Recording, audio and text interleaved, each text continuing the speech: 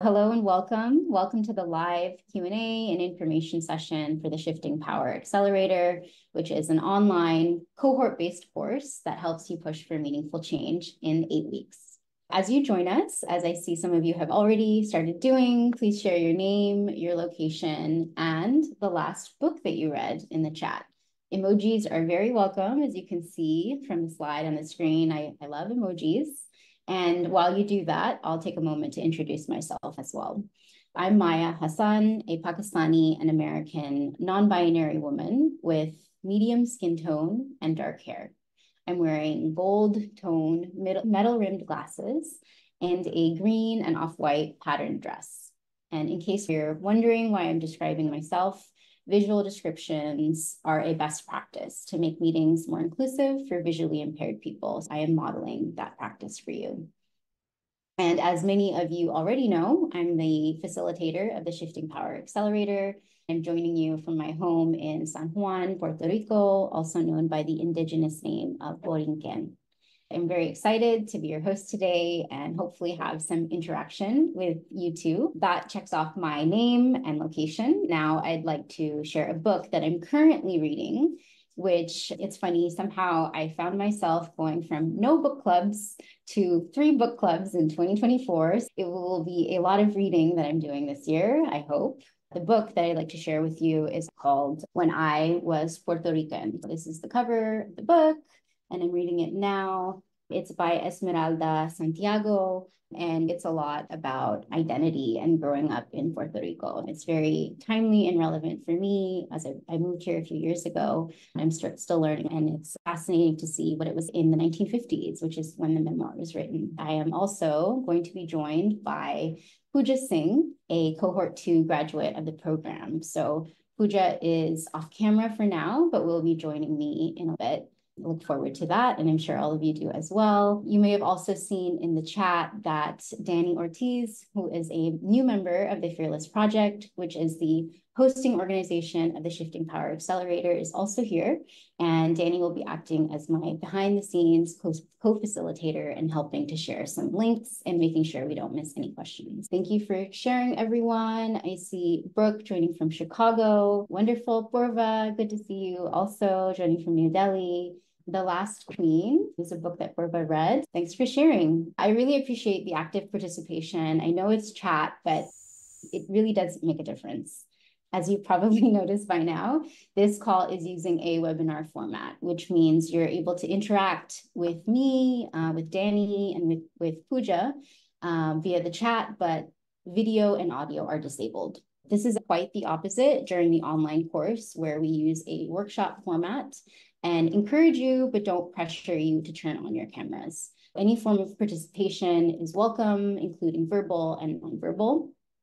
And I'd like to also point out that the icebreakers, like the last book that you read question, are something that we do at the beginning of every workshop as an evidence-based grounding exercise that helps you disconnect from work mode to participatory learning mode. I personally like it because it's a bit of fun and allows us to build relationships as well. So this is also a great time to remind you that this call is being recorded and you'll be able to watch this at a later date. If there's anything that you miss, we will be sending a follow-up email with a link to the video. Similarly, all of our workshops as part of the Shifting Power Accelerator are recorded. This is to ensure accessibility. If you miss a session or you don't catch it all the first time, that you can always come back to review. Plenary discussions, importantly, are recorded, but breakout discussions are not. Finally, as part of our commitment to accessibility, we enable closed captions, or CC, and transcripts in all of our calls. And you can click on the CC button at the bottom of your Zoom window to turn this on or off for you. Here's a quick overview of today's session. First, we'll start with a course overview of the Shifting Power Accelerator, and I'll share a sneak peek of the course platform. We'll have a candid conversation with Pooja about her experience during cohort 2, and finally a live Q&A session, so you can ask all of your burning questions. That's the agenda. The really important part is that we want to hear your questions. Feel free to drop them in the chat as they're coming up for you. Thanks in advance for that. Before we jump into the course overview, I want to share a little bit of my backstory and why I started the Shifting Power Accelerator. Here you can see a few nonprofit organizations that have trusted me in my career of 2 decades, from grassroots, national, and international organization. You can also see a photo here of myself and my Bangladeshi and Rohingya colleagues while we carried out research in the refugee camps outside of Cox's Bazar. It was actually during my time working for international NGOs, supporting civil society programs in Afghanistan, Central African Republic, South Sudan, Bangladesh, Myanmar, that I kept encountering the same disturbing dynamic. Within the INGOs, there were explicit but also implicit hierarchies. Some people, the ones with preferred nationalities or educational backgrounds, just had more power than others. In particular, lighter-skinned Global North staff or partners were empowered to make all the decisions and determine the ways of working. In contrast, usually darker-skinned Global South staff were disempowered and resigned to follow their lead. And it didn't stop there. This top-down effect rippled to the way we worked with our partners and the communities that we were supposedly serving. So it wasn't just unjust in my eyes, but it also made no sense from an effectiveness standpoint. It was wrong on so many levels. And I went on a journey of applied learning. I immersed myself in social justice tradition, participatory approaches, equity and inclusion, and the examples of shifting power initiatives happening across our sectors. This is something that I realized. Resistance to change wasn't due to a lack of will necessarily. It was due to the lack of know-how. I didn't see an applied learning program out there that showed you how to do this and kept you accountable. That's why I launched the Shifting Power Accelerator. So emerging leaders like you and me could finally act on our values and learn the knowledge and the skills to change our industry for the better. And the last note, there's a really big QR code on the slide. If you can scan it with the camera on your phone, it will take you to my LinkedIn profile. If you aren't already, please connect with me there. I would love to stay in touch. And Danny has kindly also shared that in the chat.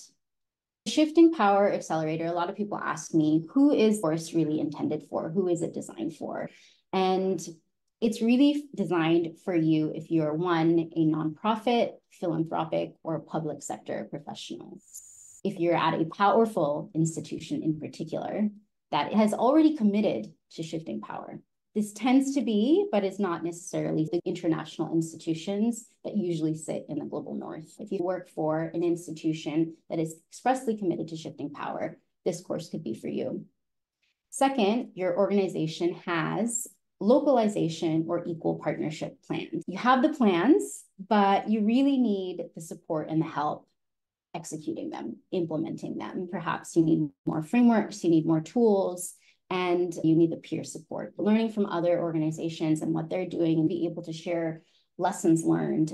If you're looking for that, this could be the course for you. Third, if you personally are ready to shift power meaningfully, you must have the time to participate. This does take time. You need to learn the skills, you need to build the confidence, you need to build the relationships with others who are also doing this work. And importantly, inviting a community leader to join you on the journey. A big part of this course is active partnership and shifting power in real time, and inviting ideally a local or community partner, a representative of the community that you work with that is able to work with you on weekly projects or assignments. That means meeting perhaps once a week, maybe for an hour or two a week to go through this course with you, not necessarily to take all the time of the course, but to have those special meetings. That's really important. What are the outcomes that you can expect from this course? Practicing industry-tested frameworks used by leading Shift the Power organizations. What really helped me learn was seeing what other organizations were doing, seeing what other people were doing. Here, it is an opportunity for you to validate whatever goals and objectives you have, see what direction or path you're on. A lot of it involves critical inquiry, questioning the path that you've already been on, and if it needs to be tweaked a little bit. That's really important. Giving up gatekeeping for good. This is also essential, and it implies changing your mindset.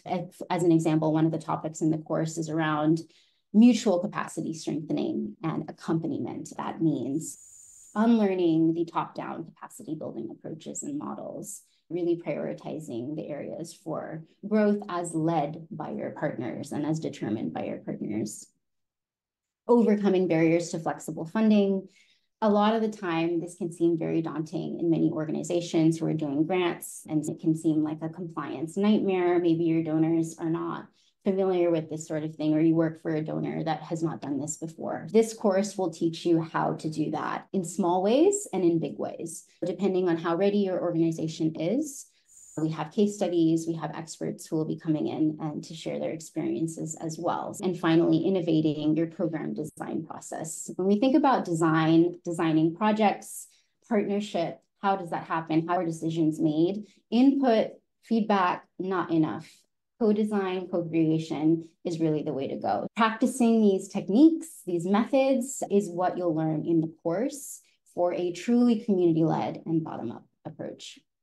As you're having questions, please feel free to drop them in the chat and let me know how it's going. It's important to also note that I don't want you to take it from me in terms of the course and everything that you could potentially get from it. I think it is really important to hear from the students who have taken the course before, and we'll get that opportunity from Pooja, but from a few of the others who contributed. I'm going to read a couple of them out loud. You can also hear references from others. Upasana very kindly says, in a world where we are overwhelmed by online courses and webinars, the Shifting Power course was a breath of fresh air.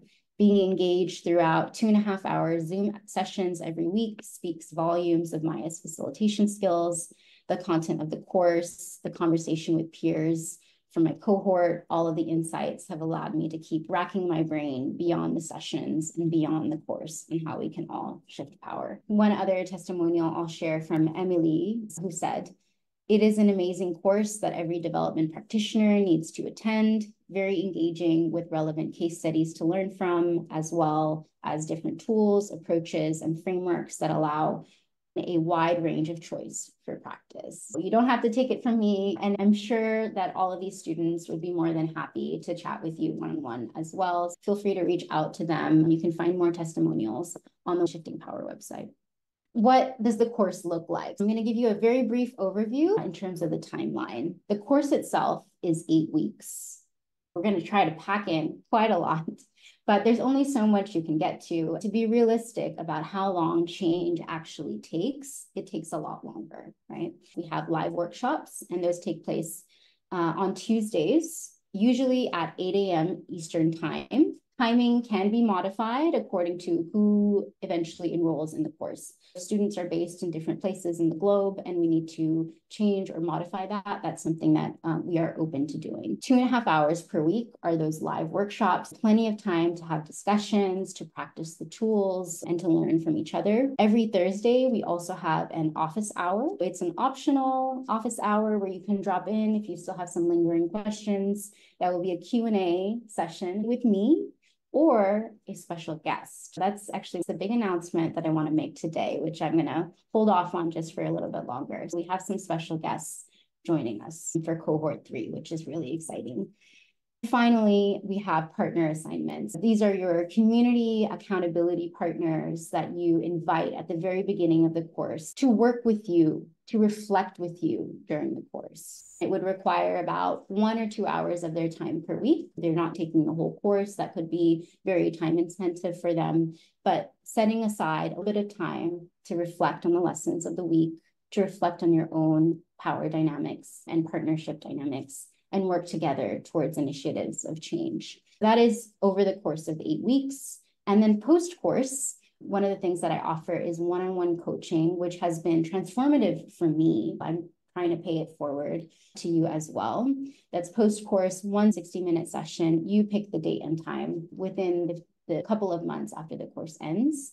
And then finally, a community of practice. And this is lifetime access also to all the materials in the course. We can't create change without having a movement, without having a community, and without supporting each other. We need to do things differently. I am really dedicated to nurturing a community, and that's something that you'll hear from the others as well, is that those personal relationships and making sure that we continue to share, that we continue to have that peer support. Heading into week by week, Week 1 is the orientation, getting you on board, getting you familiar with the course platform, getting you to meet your peers, and importantly, liberatory futures. What does the future aid system look like? What does the future nonprofit, philanthropic, public sector look like if we are shifting power? And what could be our roles in it? What are our individual roles as persons, as professionals? What is the role of our organizations? These are all really important questions. What does it look like when communities and groups have full agency over their own lives? It's important to put ourselves in that position to start imagining the future and undertaking this journey.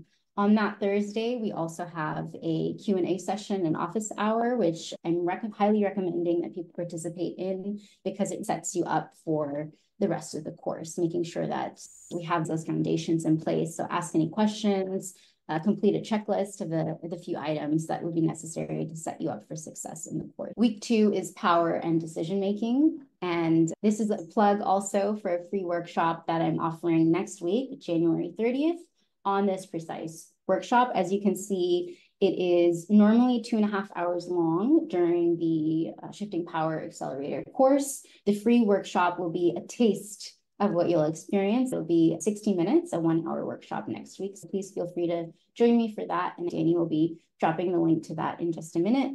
Power and decision-making, really crucial topics. So when you are partnering at any point in time, it's really important to reflect on those dynamics. Your power, your positionality, intersectionality, these are complex topics. They're also sensitive topics, but we need to create space to talk about them. Otherwise, we can't move forward. This is why this workshop is so early in the course. We'll also share tools for equitable decision-making, tools that other organizations are actively using to conduct power analysis, to conduct reviews of the decision-making levels of their work with partners. And of course, an office hour and a lab as usual on the Thursdays. Week 3 is about influence and organizational change. What are the drivers of change? What are the levers of change? If you are going to be a change maker, how does change occur? What are the steps that you need to take? What are the different phases? Here we will explore the different pathways to change, power-based versus relationship-based. We'll explore some principles. We'll look at change management approaches and various models, as well as what others have done, looking at case studies in terms of how change has occurred and what are the best practices for successful change initiatives within your organizations. On this Thursday, we'll also have a guest expert live Q&A, a special guest who I will announce in just a bit, who will be joining us this week to chat and answer your questions, and you'll be able to learn from an industry leader during this week. Week 4, this is a learning of mine that the longer we conduct these courses, the more we realize, oh, actually, it would have been nice to have a rest week or a catch-up week. There's a lot of content.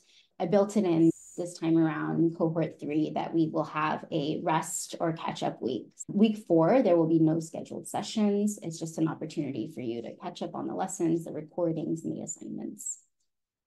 Week 5 is mutual capacity strengthening, in which we have a workshop on evaluating your organization's current capacity building approach. This is also a sort of sensitive topic because it always comes back to power. So looking at what existing tools are out there about assessing organization. A lot of the time when we work with partners, we're looking at organizational development. How can those partner organizations be more ready to receive funds? But also, one of the things that we question this week is what is considered expertise? What is considered capacity? How can it also be thought of as complementarity? What are complementary skill sets that we can share with each other? Partners are usually experts over their own lived experience, over their own communities, over their own cultures, and so on. Oftentimes, they also carry technical expertise of some sort, which is local to the context, if not otherwise. This is a really interesting workshop in which we talk about accompaniment as well in different models to think about capacity strengthening. Again, we have a guest expert Q&A. I'll share that in a moment, who that might be. Week 6 is community-led design. It is one of my favorite workshops because co-design is so close to my heart, using design thinking methods, but in a way that really emphasizes collaboration and equal partnership, recognizing those different areas of expertise, bringing everyone to the table. We'll be looking at the community-led continuum model as well, the various levels of community participation. What are specifically some participatory techniques that you can use in workshops? Also, what is the co-design framework and what are those principles? We'll share that here. And week 7 is participatory grant making. Here we'll be reviewing your own organization's funding or grant making approach. We'll be learning about participatory grant making principles, which is not so new anymore. It's been around for decades, and it has even evolved into participatory philanthropy. So there are many foundations, for those of you working for foundations that are interested in shifting power in different ways, especially in terms of funding. This is a really interesting workshop for that. We look at case studies as well, how Britain made a flexible fund, how Portuguese Foundation started embracing a participatory philanthropy approach to all of their operations as well, as a guest expert Q&A. Week 8, finally, the last workshop is the graduation and movement building. Here we'll be participating in Dilemma Labs, which is a group coaching format that I really enjoy from the liberatory structures methods. We're also celebrating our achievements. 8 weeks is a long time focusing on this topic, talking about our takeaways, what we learned, and importantly, I'll be sharing all the existing communities of practice that are in the space, the movements, the coalitions that exist, other communities that you may be able to join. There's a lot of work that's already being done, and we're just hopefully contributing to that movement and supporting that movement. Here, we will also have our own community of practice in which we can stay in touch on a smaller scale. So WhatsApp group, a email list, and quarterly Zoom support calls to support you into the ongoing future. Before I share who the guest experts are, why Shifting Power Accelerator? Why might this be a unique opportunity, a little bit different from other opportunities that are out there? One, it is a cohort of less than 10 peers. So it's very small, and that way you can have a lot of quality time with others. We're using an award-winning e-learning platform. I've used it myself as a student, and I absolutely love it. And they're very responsive to feedback. It's very interactive, and I'm happy to share it with you in just a moment. Lifetime access to the videos and materials. There's no expiration date. You can have them forever. Weekly assignments with a local partner. Very crucial. I don't know of any other program that offers this. We are really practicing shifting power in real time through those active partnerships. Industry tested tools and templates. This is not stuff that I'm making up. This is stuff that is being actively used by other organizations, leading organizations in the movement. A course certificate and a LinkedIn badge can always be helpful for sharing your learnings with others and your accomplishments with others. Real case studies and examples. It's about 35 to 40 total hours over the course of the 8 weeks. It really depends on you. Some people prefer to spend a lot more time with the materials, others less, but you can expect about that much time. The one-on-one coaching and the group support calls, that's also very special and near and dear to my heart. I've seen how that's transformed my own way of thinking, and relationships really are everything in this movement. The guest expert live Q&As, I'll get to those in just a moment, the WhatsApp group and email listserv, and then finally the price point. For cohort 3, it is $720. That price is subject to change for future cohorts, so please keep that in mind. It means that it's the least expensive that it will ever be. It will likely increase in the future. Although really important to note, 80% of students use professional development funds to take this course. So they either get it reimbursed or they get it paid for upfront by their employers. I know that it can be very awkward to ask your boss or your manager for support with this, but we do have an email template to make it super easy. All you have to do is copy and paste and fill in the blanks to make it relevant to you. We also have a brochure that you can share via email. I know a lot of our organizations prefer that sort of thing than clicking on the website. Let me know if you need any other support with that. We also have some discounts, a payment plan, and limited scholarships, which are available. So if you have any questions at all about that, feel free to reach out and let me know. And actually, I will be sharing a discount very shortly for this special group who showed up for this webinar and who will be watching it a bit later. So stay tuned for that.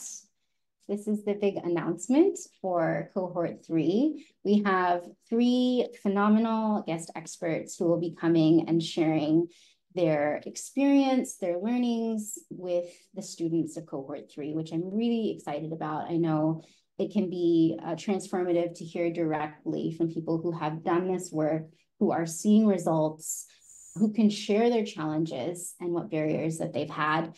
We have on February 22nd, during the guest expert live Q&A, Timriz Khan is a scholar and a practitioner of Shifting Power. She has recently written a report about envisioning an alternative ecosystem for global aid and development. She's also been an author of White Saviorism in International Development, an editor of that book and that volume, a co-editor.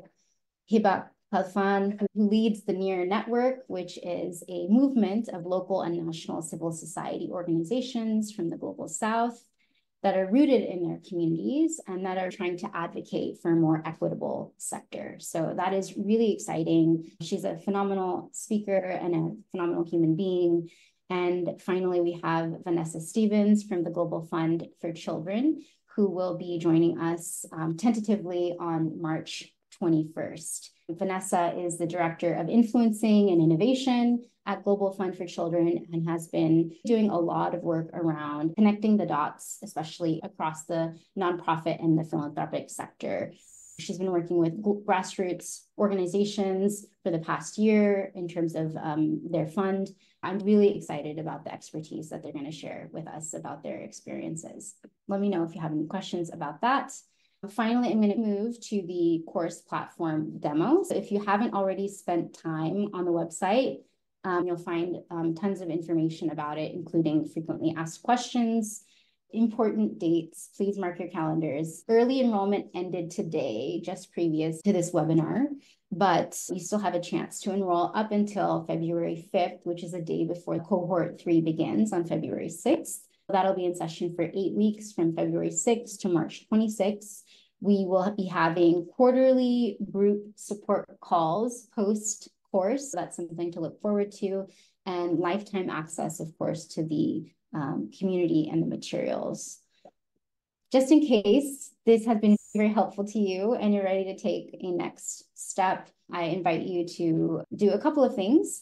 One is take the course survey. If you're not sure that you're ready to sign up, that's totally fine. I'm always looking for people to help me inform and redesign the course in a way that the course is continuously adapting to the changing times, to the changing struggles, the challenges that you're all encountering. So I want to make sure that I know what's going on out there and you can help share that information with me. Please take that course survey. If you have extra questions and you want to chat with me one-on-one, I love meeting new people, jumping on a call and having a conversation. I also have a link to join me for a one-on-one call and invite you to do that. Finally, we have a free workshop, as I mentioned before, next week on power and decision-making on January 30th. If you're ready, maybe this convinced you, enroll in the course. We have a special discount for you, Community 10, so that will give you 10% off the price. Now I'm gonna head over to sharing the course. This is your home base for the Shifting Power Accelerator. As you can see, the modules are all here, getting started. And this is from cohort 2. I'm still putting the finishing touches on cohort 3, so yours might look slightly different. The pre-course getting started module, it helps you figure out a bit the platform. Here we have events. You can just click through and either go directly to the event or view the recording after it's over. The slides are also here for you to access. We also have these modules. Here is the very first module about liberatory futures and getting orientated, a few kind of tasks, introducing yourself to the others in the portal. We have a fun activity, 2 truths and a lie. Again, we're building relationships here as much as we are learning about shifting power, because that's a part of shifting power after all, is building those relationships. inviting a partner to participate in the course with you. We have templates, for example, to help you invite those partners, and looking at some of the lessons that we have as an introduction to the topic. That gives you some sense of the home base. Inbox is where I get notifications, or where you will get notifications.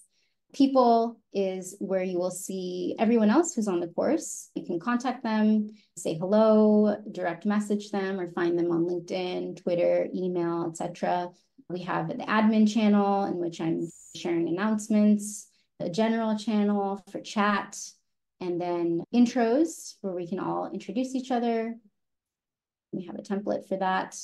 Finally, I'm not going to go into the questions or share your work out of respect for the privacy of the cohort to participants, but you get some of the idea there. So I'll stop here.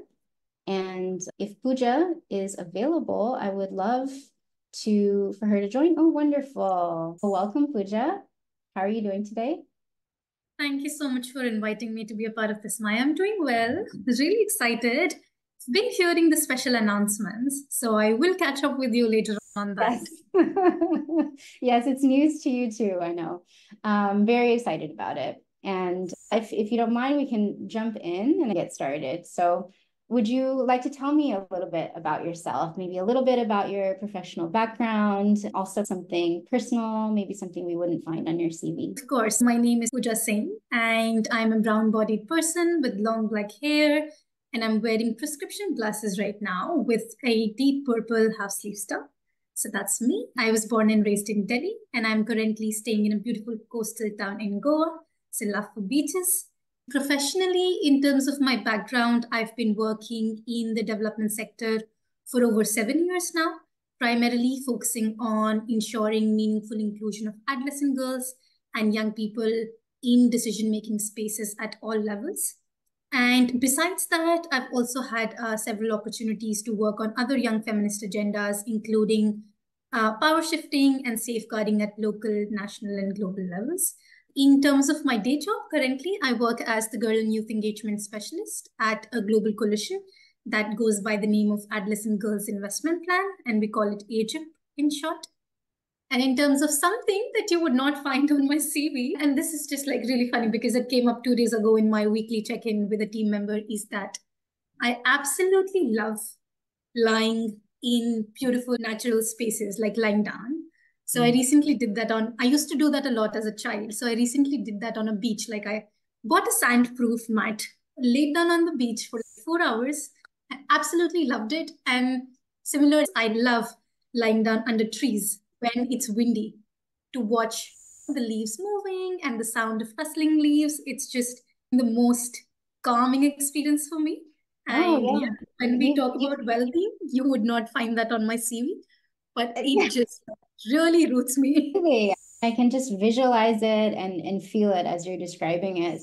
I might try that myself one of these days, or maybe we used to do it as kids, but as adults, you just don't make as much time for it. So getting back into the Shifting Power Accelerator, would you like to share a little bit about how you learned about it initially and what that context was? I think I stumbled upon your LinkedIn by chance. So I would be honest there. Either we were already in touch because I tend to follow anyone who has hashtag power shifting anywhere in there, or I was following somebody who then reposted, and that's how I found it. But it was primarily through LinkedIn. And the course title really caught my attention. So I may have sent you the connection request right away. Yeah, that's a good point. I can't remember either. LinkedIn is definitely a place where I hang out, so that that makes sense. And how about the context at the time? What were you facing, any challenges when you learned about it initially? Any problems or barriers at work? Of course. So I think for me, this Shifting Power Accelerator was so well timed because 2023 was also the year for me where I had initiated my idea of how we could do it in the coalition that I was working at. I mentioned I work at a global coalition called Adolescent Girls Investment Plan. And throughout 2022, I was bringing all of the stakeholders on the same page with regards to launching the Adolescent Girls Advisory Committee, which would essentially be a group of adolescent girls between the age of 10 to 19 who would be a part of our internal decision-making spaces.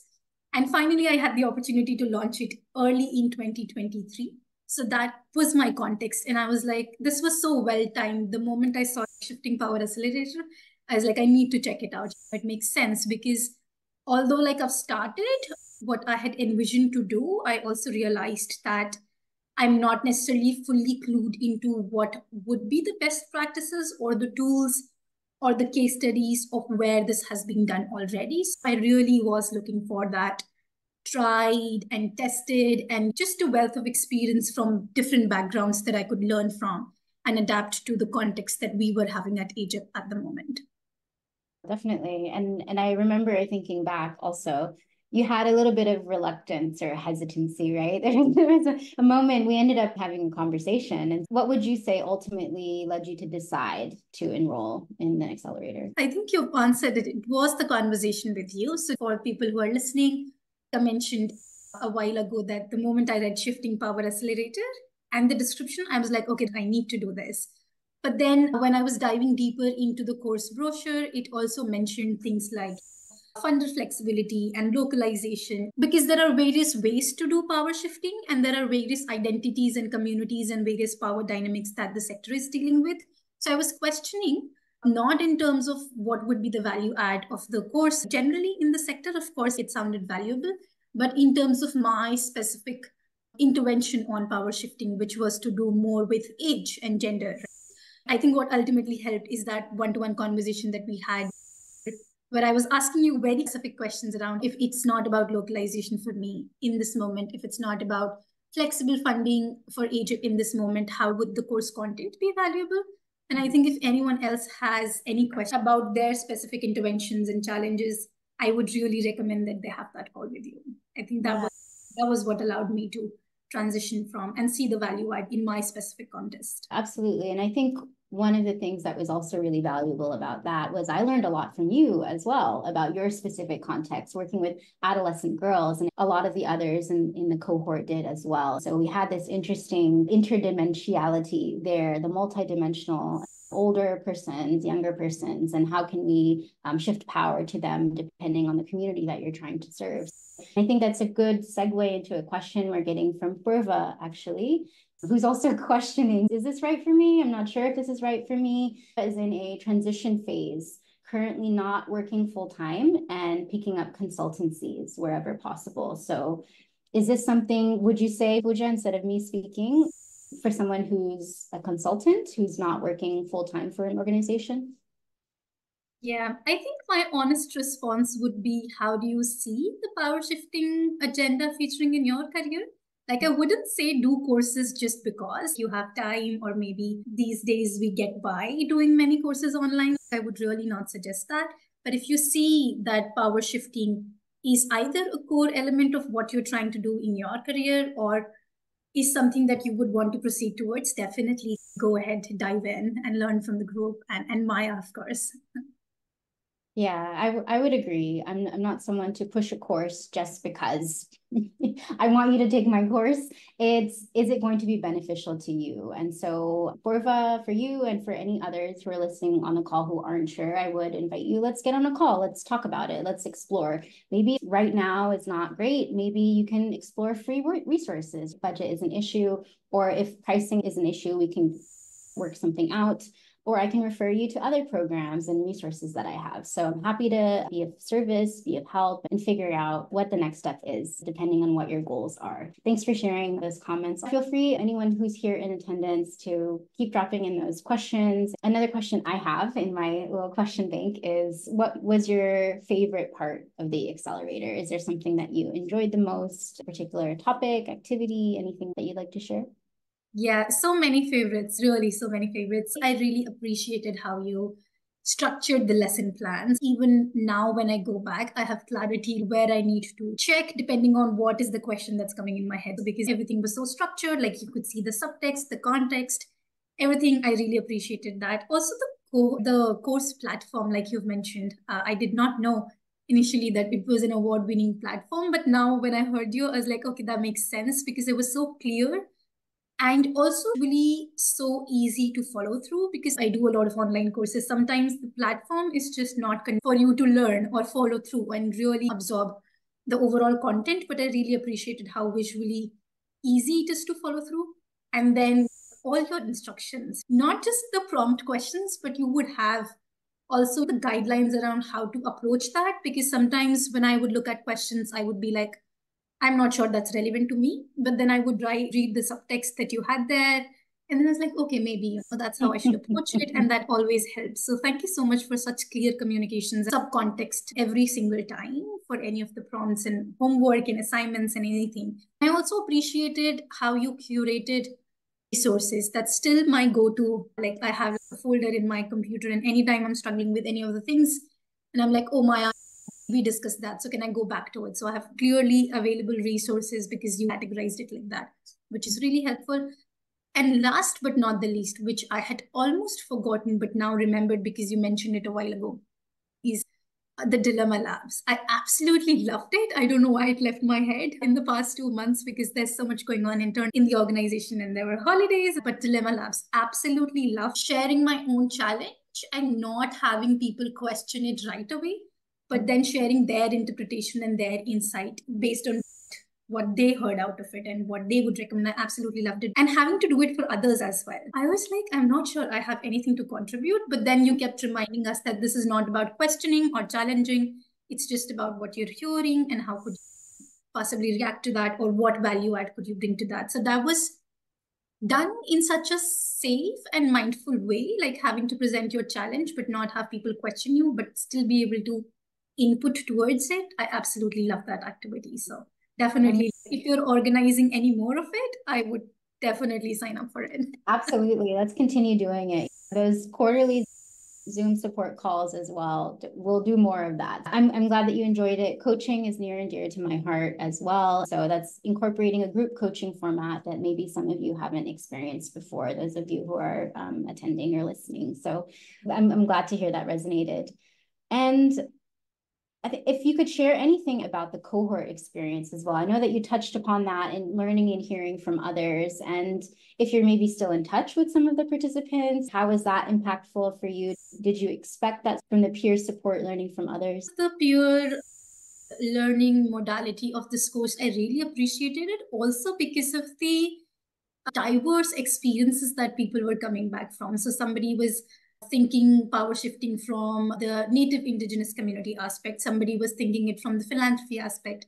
I was there thinking about it from the age-based. And then there was another person, like such diverse contexts, which really was depicting the breadth and how vast the universe of power shifting is.